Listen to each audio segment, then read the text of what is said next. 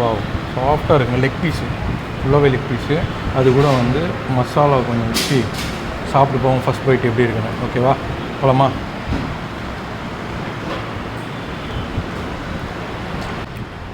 தேங்காய் எண்ணெய் வாசம் அப்படியே வருது.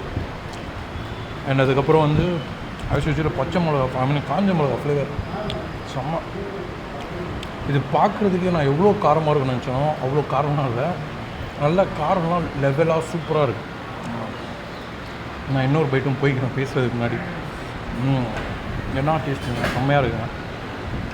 அதில் கருவேப்பிலை மெயினாக, அந்த கருவேப்பிலை ஃப்ளேவரும் அதுக்கப்புறம் வந்து பார்த்திங்கன்னா இந்த தேங்காய் எண்ணெய் ஸ்மெல்லு வேறு லெவலுங்க, செம்மையாக இருக்குது. எனக்கு ஸ்பெஷலாக ரொம்ப பிடிச்சிருக்கு. இது மெயினாக வந்து கேரளாவில் மட்டும்தான் அவைலபிளாக இருக்கும். இவர் வந்து இங்கே கொடுக்குறாரு. இவர் வந்து